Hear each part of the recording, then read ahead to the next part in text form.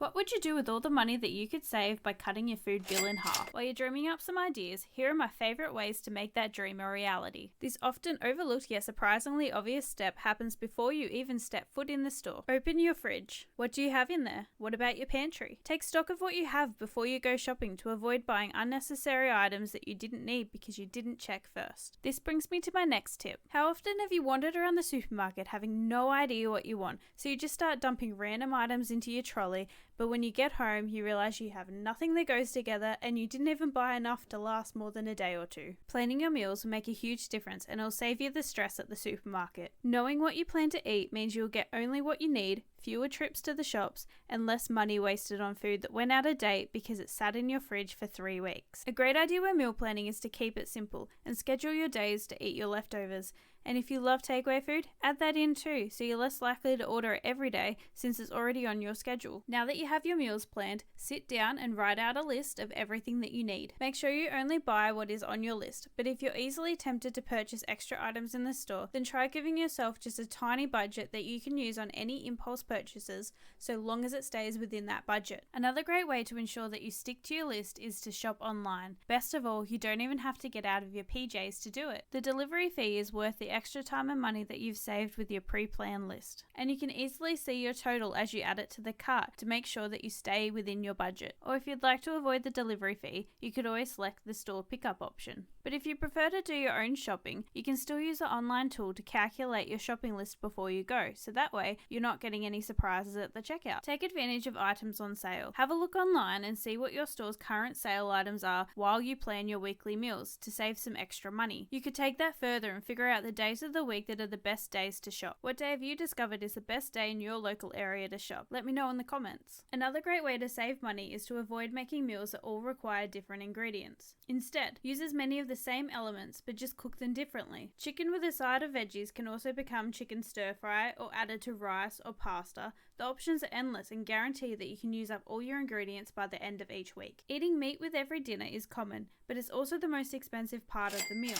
Don't panic, I'm not saying you have to become vegetarian or vegan, though there's nothing wrong with those either. Instead, try reducing how many meals that you incorporate meat into. But if you really love meat, find creative ways to make it stretch into more meals. Have you ever gone to your local farmer's market? They are filled with fresh, locally grown produce and usually have cheaper prices than the big stores. You can also find locally made jams, honey and other delicious food at these markets as well. And best of all, you're supporting your local community. Next up is to think about the items that you use the most, have a long shelf life, and buy those ones in bulk. The bigger the packet size, the cheaper the cost per gram is when compared to the smaller packet versions, saving you more money on the long term. Build up a stockpile in your home for these items. They don't have to be food-based either. What about your toothpaste, toilet paper, and other things that you use daily? Always check the cost per gram price on the ticket when you shop and buy the biggest size that you can afford. Bulk buying is great, but it can also cost you money if you aren't careful and you overstock on the wrong items. There is no point stocking up on 6 cans of soup if you don't like canned soup. Stock up only on the things that you use or it's just money down the drain. Another cost-eating problem is food not stored in the correct places. Poor food storage will reduce the shelf life of your food drastically. Food like onions will last better in your pantry than they will in the fridge. Storing bananas with other fruits can spoil the other fruits faster.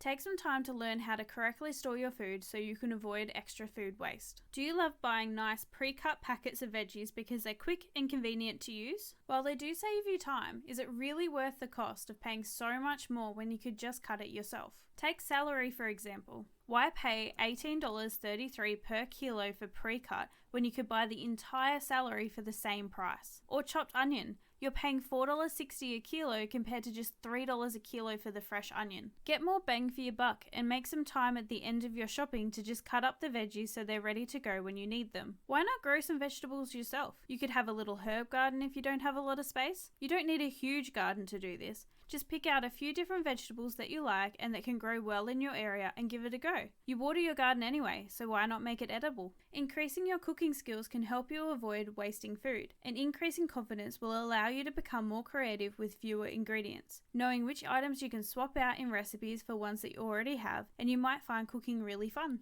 How often do you open your fridge, Pull out a container of food and stand there as you try to remember when you put it in there, so you just throw it out just to be on the safe side. Labeling your food allows you to easily check how long you have left on each product. You don't need expensive labels, just grab yourself some masking tape. It's super cheap and easily removable. Another great way to save time and money is to batch cook and freeze for some easy meals when you can't be bothered cooking. Think items that you can put into your slow cooker or your oven, and that way you'll be less likely to order takeout and it'll save you a lot of money. Before we move on to our next tip, if you're finding this video helpful, please consider subscribing and hitting the bell to get notified when our next video goes live, and drop a comment below so I can personally thank you. Are you using sauces to flavour your food? Try switching to herbs and spices. They're inexpensive, have long shelf lives, and they have endless flavour combinations. Fruits and vegetables are cheapest when they're in season, so adjust your meals around the current season to reap the benefits. One of my favourite tips is to have a no-spend week. This does not mean getting double the amount the week prior, but the idea is to use what you already have in your pantry or your freezer. It's a great way to use up items that are getting towards their use by dates and clear some space in your kitchen. So now you have all the knowledge you need to cut that food bill in half, but reducing your food bill isn't going to do much unless you learn how to reduce your other expenses too. This video has everything you need to save you thousands of dollars a year by reducing all your expenses. So check it out and let me know how much you have saved by following those tips.